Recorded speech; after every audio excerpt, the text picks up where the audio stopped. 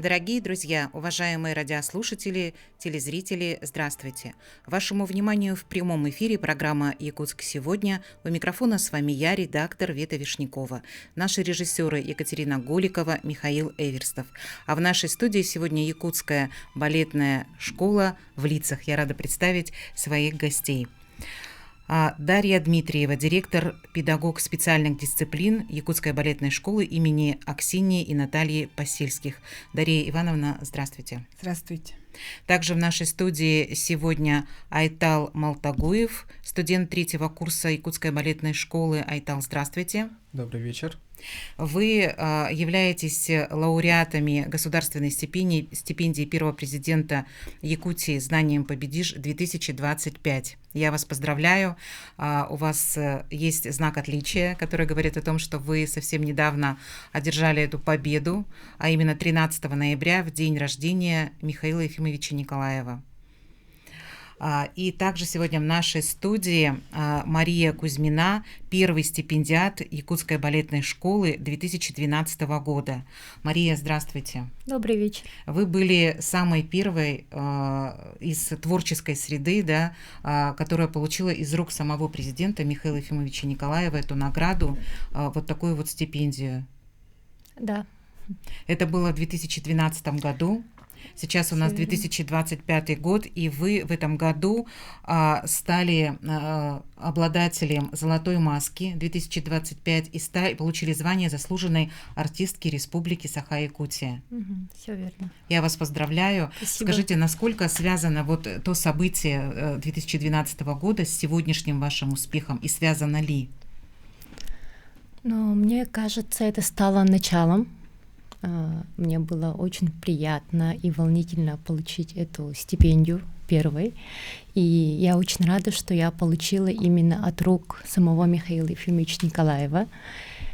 И всего того, что я добилась сейчас, мне кажется, все это благодаря ему, потому что именно он подарил нам эту балетную школу, поэтому все наши успехи это его успех, мне кажется. Вы большая молодец, я вас поздравляю. Спасибо. Дарья Ивановна, скажите, это был первый год, 2012, когда премия вручалась и творческим деятелям?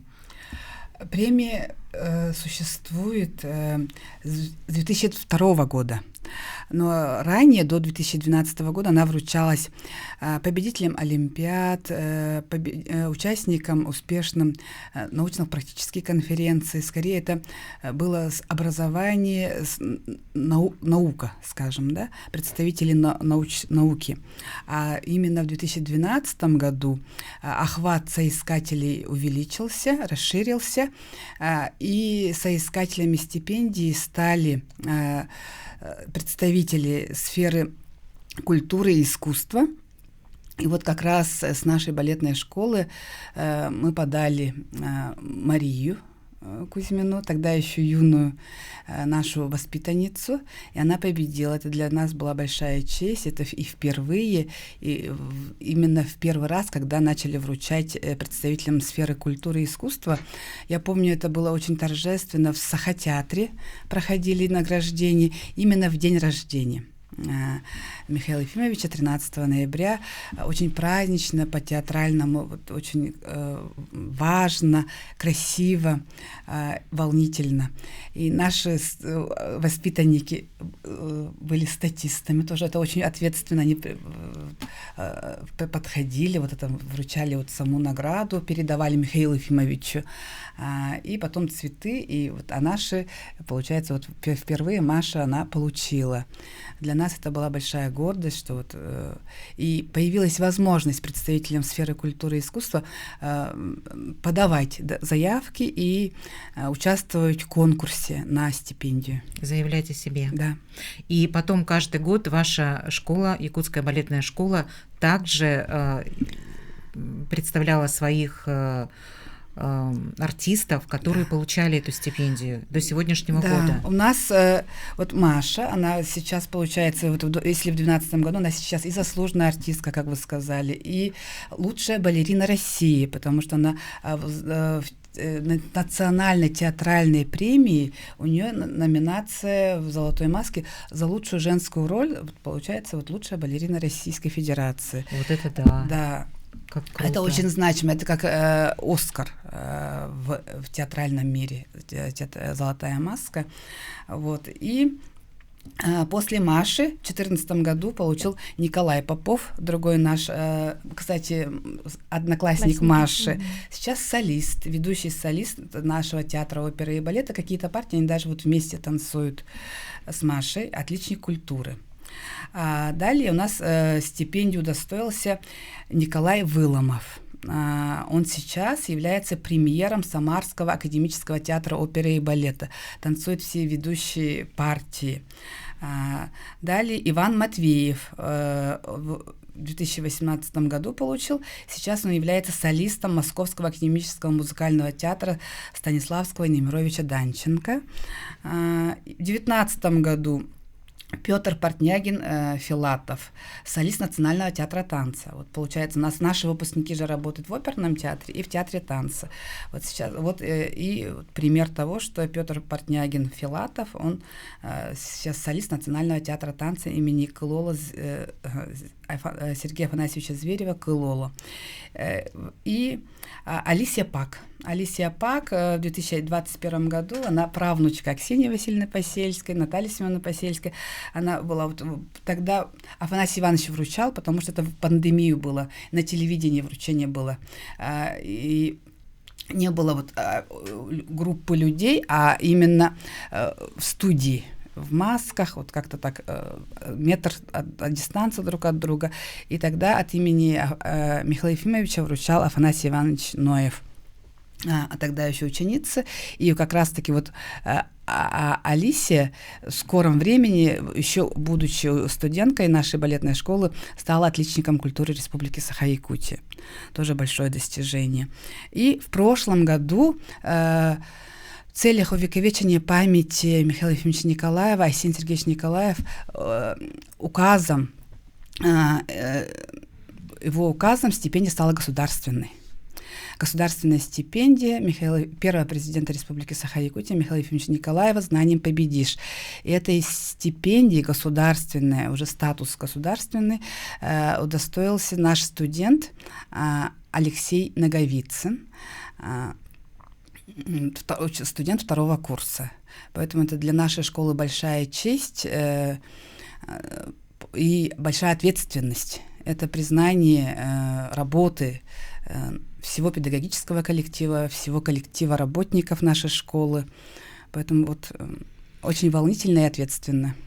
Так приятно, что вы назвали всех ваших стипендиатов, всех победителей, и у всех так хорошо сложилась карьера, как будто бы с легкой руки, да, Михаила Ефимовича, да. Как будто бы они уже решили, что они не могут в эту планку как-то вот ниже, да, опустить, и только выше, выше и выше. И Михаил Ефимович в этот день, 13-го, это же его день рождения, и он сначала вот торжественная часть, вручение наград, он прямо на грудь прикреплял, очень так по-отцовски, по-отечески вот так вот.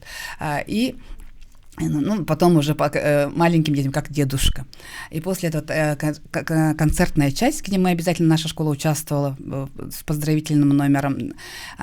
И в день рождения Михаила Ефимовича, это был нашим подарком, был он этот поздравительный номер, а потом он приглашал на обед. На обед приглашал и, получается, кормил детишек разных сфер науки, спорт, искусства, вот, детей одаренных, талантливых, которые достигли вот результатов. Спасибо. Вы назвали предыдущих годов стипендиатов. В этом году у нас есть в нашей студии гость, стипендиат, это Айтал Молдагуев. Айтал, расскажите, правильно назвала? Молдагуев.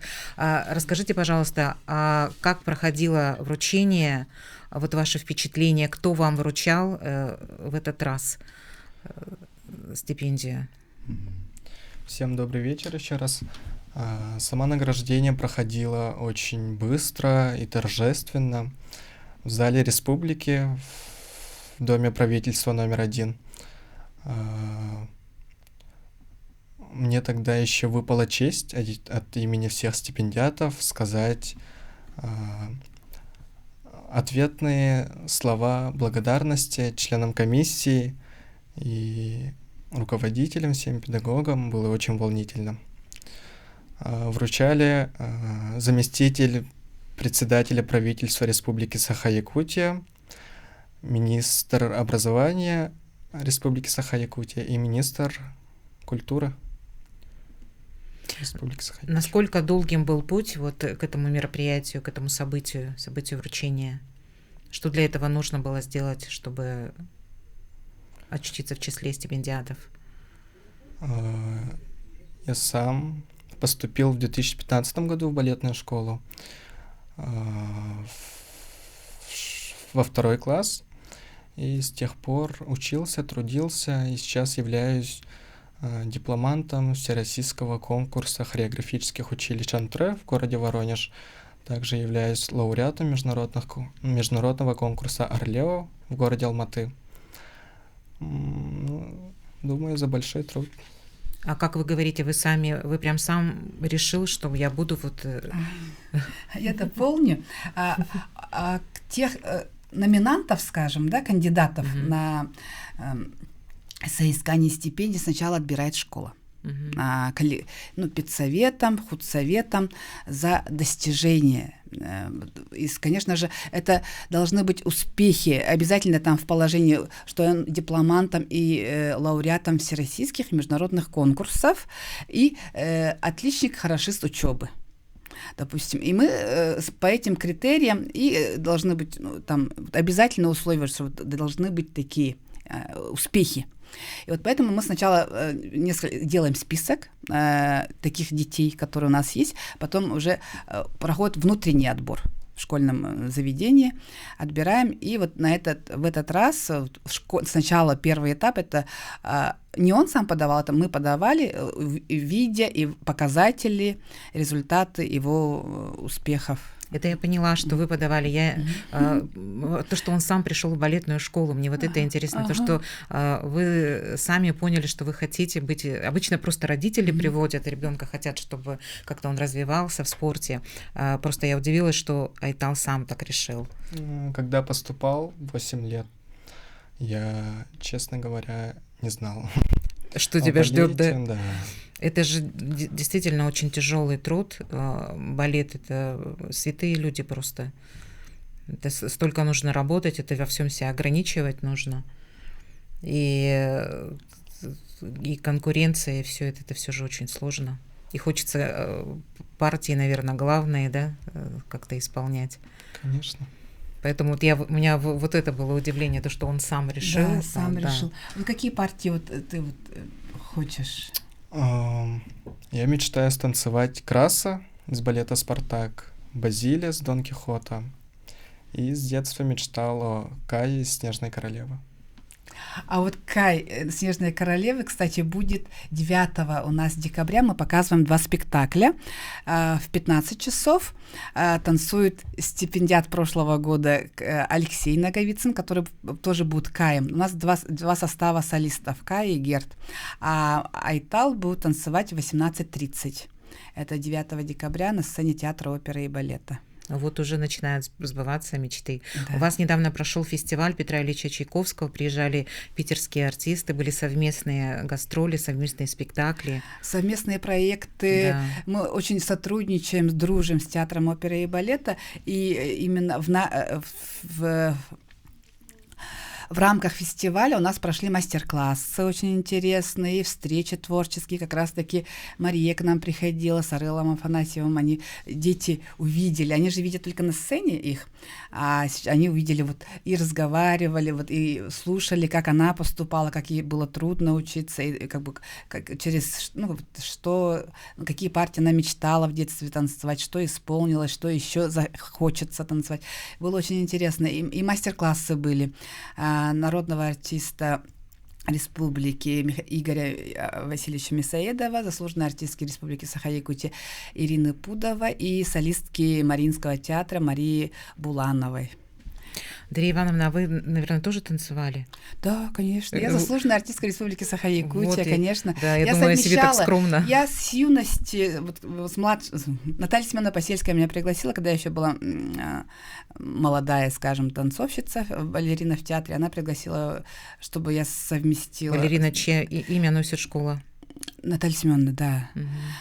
И у нас, получается, артисты балета некоторые совмещают педагогическую деятельность. Я еще совсем юная начала преподавать. Вот потом плавно перешла полностью, когда закончила танцевать, перешла в балетную школу. Не очень скромный вопрос у меня о том, что из себя представляет эта стипендия, сколько это денег. Давайте сравним, сколько было, может быть, в 2012 году и сколько сейчас, и на что обычно ваши артисты ее тратят. Ой, сложный вопрос. Ну, в если не корректно... 2012 походу было 1010, если не ошибаюсь. А вот. На что потратили, не помните? Что потратила, вот я не помню. Ну и слава на Богу. Необходимое. Ну, на необходимое, да. Перед Новым годом, наверное, на подарки, на вечернее платье, Самая лучшая растрата называется «ни на что». Ну, хорошо, да? Ну, вот я сегодня может быть, ты спросила Айтал, вот у него очень интересное вот желание. Нам вручили 50 тысяч. Я мечтаю съездить в Москву, посетить Большой театр и увидеть, как танцует нынешний солист Большого театра Дмитрий Смелевский. Молодой солист. Это было бы очень 25 лет ему. Ну, надо смотреть там, или кто учится студентам, там скидка же, да, на билеты? Да. Надо смотреть, бывает же, дешевые билеты продают, чтобы хватило на все. Он выпускник Московской академии хореографии, молодой человек, и очень аккуратные ножки у него, грамотные, такая техника мелкая, отличная. А вот вы педагог специальных дисциплин, это что значит специальных? Специальные дисциплины — это балетные уроки. Это балетные уроки, которые... Классический танец — это основная дисциплина, которая каждый день по паре, скажем, да, по 1,5 часа. Ну и творческая исполнительская практика, Это вот танцую. Обязательно мы разучиваем репертуар классического танца. Ну, а также Наталья Семеновна мне доверяла многие предметы. Я вела и северный танец, программу написала, и народно-сценический, актерское мастерство, историко-бытовой. Юбилей Натальи Семеновны, 80-летие со дня рождения, мы в следующем году, в 26-м году, будем отмечать. Череда таких у нас юбилейных мероприятий, юбилейных знаменательных дат. В этом году нашей школе 30 лет. Поздравляю вас. Вот, по указу первого президента Михаила Ефимовича Николаева 30 мая. 30 лет нам исполнилось, и такая стипендия в год, юбилейный год школы — это большой подарок, это признание работы всего коллектива. И отрадно, что вот именно вот юбилейный год и педагогу, руководителю, и воспитаннику мы удостоились такой премии. Это ответственно очень. Очень хорошо, что можно и педагогу, да, проявить себя, как-то вот состояться, да, получить эту премию, и студенту. А вы на что потратите? Я люблю делать подарки, я люблю помогать. Наверное, все-таки нам очень важно вот конкурсы. Вот как раз-таки и Михаил Ефимович в своей стипендии же поддерживает тех, которые участвуют в конкурсах. Вот, допустим, он участвовал в конкурсах международных, всероссийских, он ездил. Вот, и поэтому думаю, что помогу тем, кто кому-нибудь из воспитанников выехать на конкурс, потому что отсюда выехать дорого. Вот. Вы прям настоящий педагог, надо же, такой альтруист. Нет, ну это не для такого словца, но действительно бывает сложно. Они же и пуанты сами покупают тоже. родители покупают. И поэтому нам очень помогает целевой фонд будущих поколений, региональный центр выявления и поддержки одаренных детей. Родители сами иногда вот оплачивают, поэтому... Спасибо вам большое. Наше время заканчивается. Еще раз поздравляю вас с победой, с успехом, со званием высоким. Дорогие друзья, оставайтесь во втором блоке. У нас встреча с юристом. Будем говорить про недвижимость.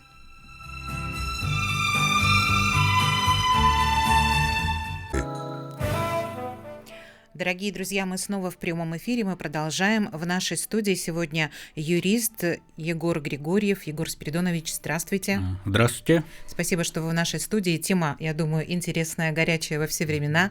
Говорить мы будем о наследстве в виде недвижимости. И всегда ли хорошо получить в наследство недвижимость? Вроде бы кажется, что всегда хорошо, и это действительно удача. Но бывает и так, что достается недвижимость наследства, та, которая еще находится в ипотеке.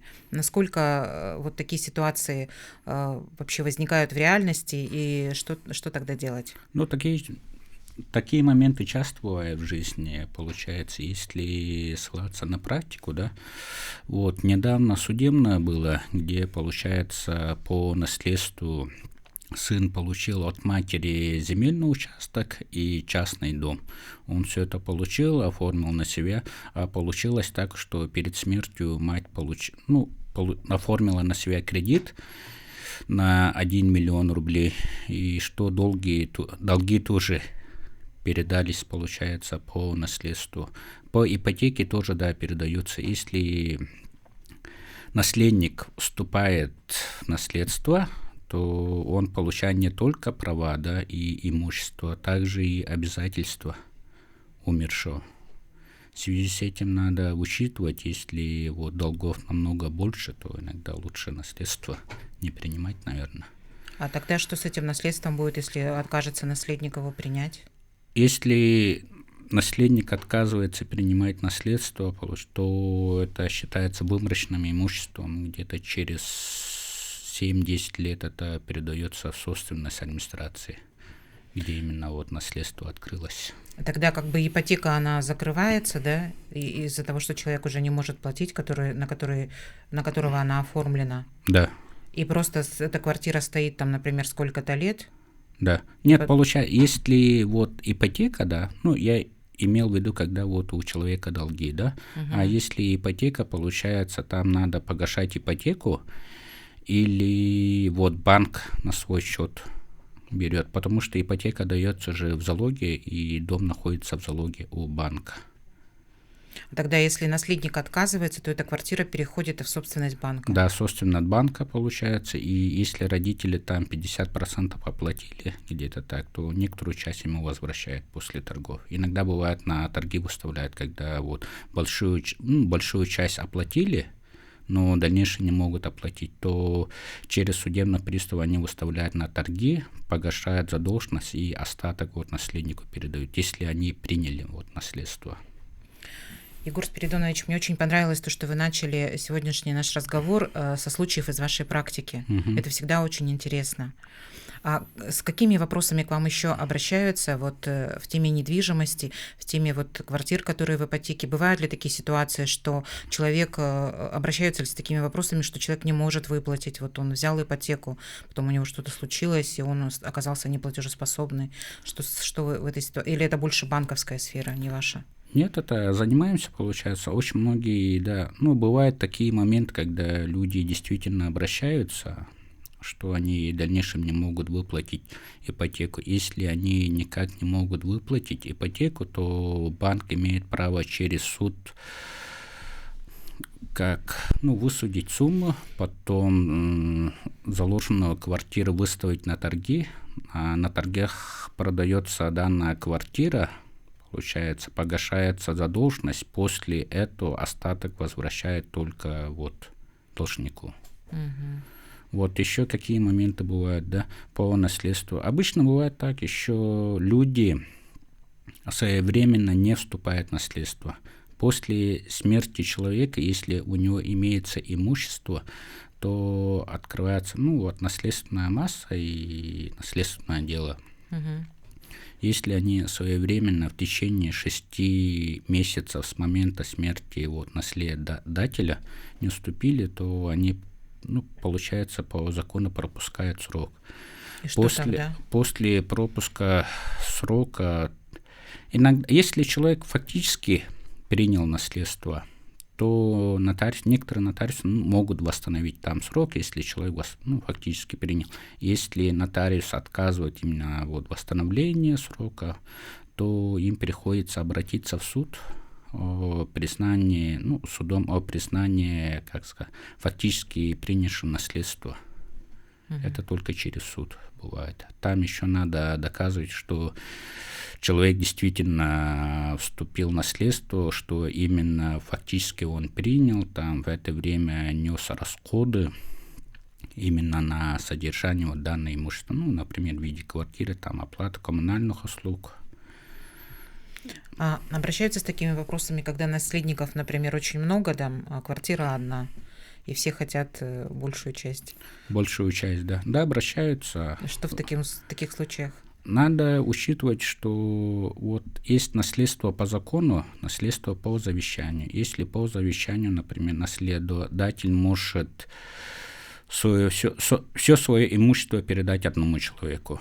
Но бывает такое, если завещания нету, человек умирает, то в наследство вступают наследники первой очереди. В первой очереди это всегда являются дети, жена и вот родители.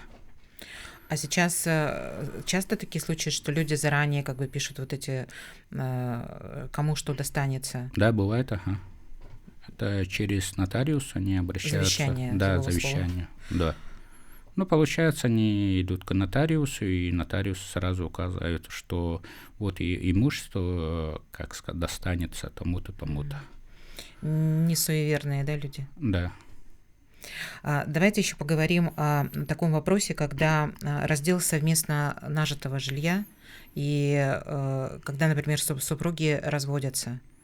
Раздел нажитое жилье. Что такое сначала надо понять, что такое совместно нажитое имущество. Это то имущество, которое было приобретено в коде брака, когда они законно зарегистрировались, получается, и в это время вот что они приобрели, это считается совместно нажитое имущество. Да, действительно, на практике тоже такие дела бывают. Это часто бывает. Когда люди расстаются, и бывает, что там прям ложки делят там. Иногда такие моменты бывают. Из-за этого заранее некоторые делают, как сказать, брачный договор, если при разводе кому что достанется. Если они этого не сделали, получается, тогда только через суд. В суд идут, получается, и делят обычно 50/50. А как часто сейчас брачный договор составляется? Это уже стало таким не новшеством, а нормой. Раньше не составляли, но все равно и наши, редко бывает. Редко все-таки. Да, все-таки редко. Потому что бывают же такие случаи, что вот вроде бы поженились, все хорошо, да, и потом бывает так, что у одного супруга все было, у второго ничего, но при разводе остается как будто бы половина тому, у кого было все, если без брачного договора. А может быть даже такие ситуации, что вообще человек останется ни с чем. Тот, у которого все было. А тот второй, например, партнер, который пришел ни с чем, он может забрать абсолютно половину. Да, даже бывает и все. И бизнес, бывает, даже больше. И квартиру, и все остальное. Из этого, ранее, как сказать, рекомендую именно составлять брачные договоры, получается, если имеется хотя совместный бизнес, получается, если имущества много.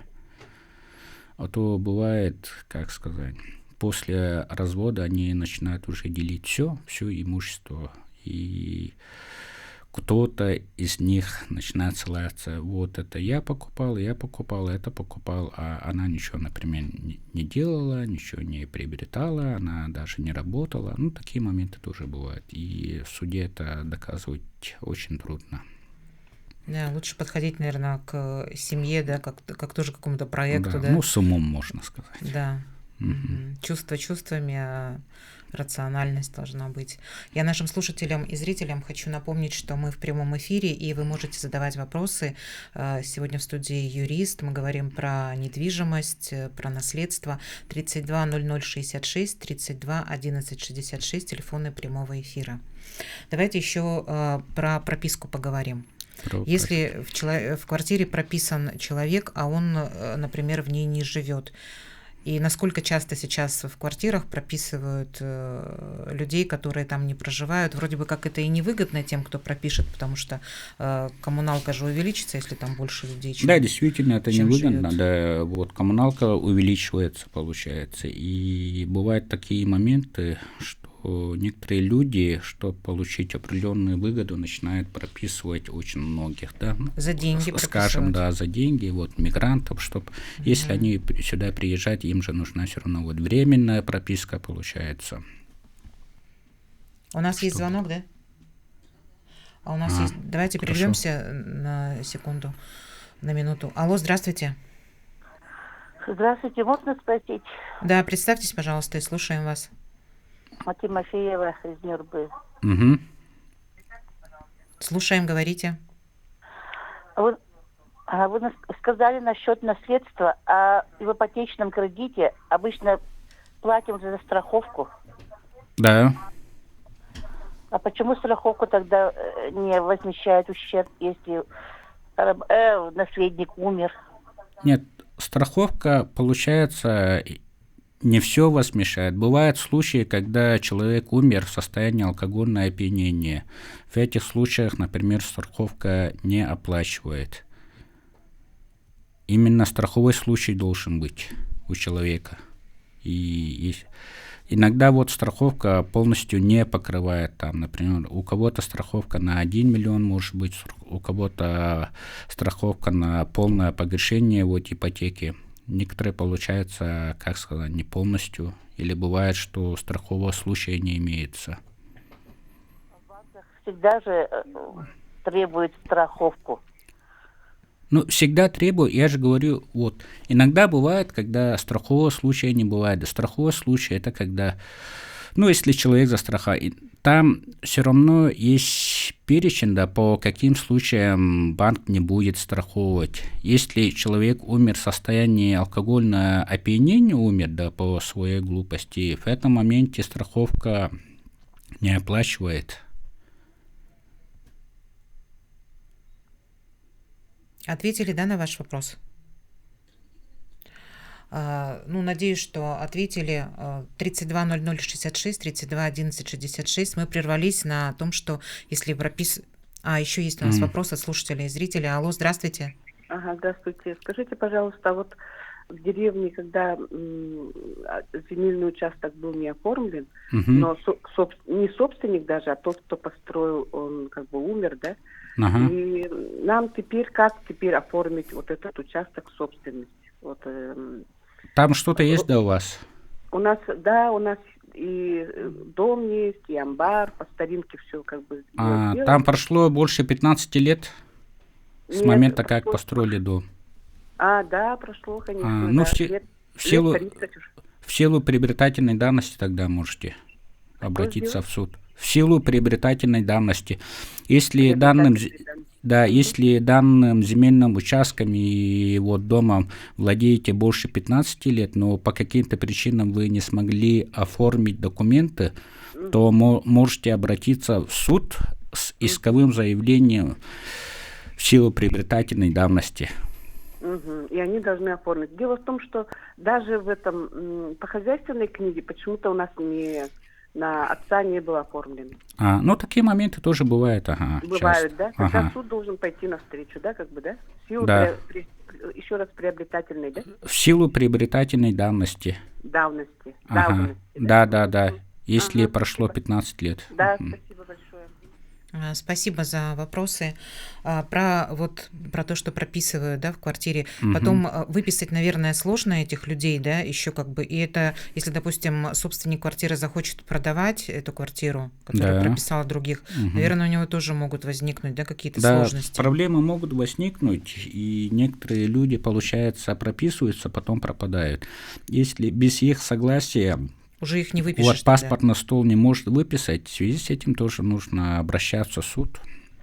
А для того, чтобы выписать потом этого человека, которого ты прописал, например, за деньги, нужно еще его согласие будет? Да, его согласие, да чтобы выписать. Да. Это да. Ага, есть такое.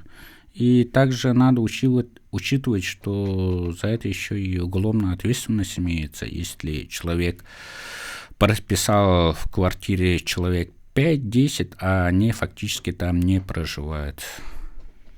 Вроде бы это и невыгодно, да, но тем не менее прописывают. Да, прописывают, такие моменты чем мотивируют? Это в основном бывает эти ИПшники и юрлица, когда они нанимают мигрантов, да, которые работают в городе Якутске. Получается, у кого-то квартира есть, и там, прописали человек 15, которые у них работают, а фактически они там не работают, не живут. Такие просто чтобы устроиться на работу, их прописали. Да, что получается, на них патент получить, чтобы они сюда приехали, работали. Понятно. Такие моменты тоже бывают. А если, например, квартира есть у, например, двух супругов, да, там, возможно, есть дети, и супруга, например, хочет эту квартиру разделить, продать и поделить, потом продать, а супруг, например, не хочет. Как в этой ситуации быть? Они в разводе, но из-за того, что один из супругов не хочет продавать жилье, они как бы проживают вместе в этой квартире. Если в натуре невозможно разделить, получается, то решается вопрос именно на квартиры, кому достанется. Если достанется, например, жене, то она будет обязана, если это через СУС установят, она будет обязана именно выплатить половину стоимости данной квартиры. То есть как бы муж оставляет ей квартиру, а она выплачивает ему половину, может продать ее и также разделить деньги. Да, может продать, Даже если муж же против. Если муж против. Он вообще не хочет, например, продавать квартиру. Если муж против, а жена готова продать, получается, то данная квартира может остаться у мужа, а муж будет обязан выплатить половину стоимости жене. Тогда так, да? Иногда спрашивают, что такие моменты бывают, когда детям доля, детям будут ли там выделять долю, да? По идее, родители не обязаны содержать, как сказать, или что-то предоставлять детям, получается. Но если они использовали мать-капитал, то они обязаны определенную долю выделить. А если нет, то у детей права нет на имущество. Такое тоже бывает, Жаль. Просто детям сложно очень приобрести жилье самостоятельно. Да, конечно, в последнее время. Да. Но так интересно, если материальный капитал был, то ребенок уже имеет право на имеет право. Какую-то квартиру. Если она на эти деньги была куплена, да, квартира? Да, если на мат-капитал. У нас закончилось время. Егор Спиридонович, огромное вам спасибо. Было интересно, познавательно. Слушателей и зрителей благодарю за внимание. Всем хорошего вечера.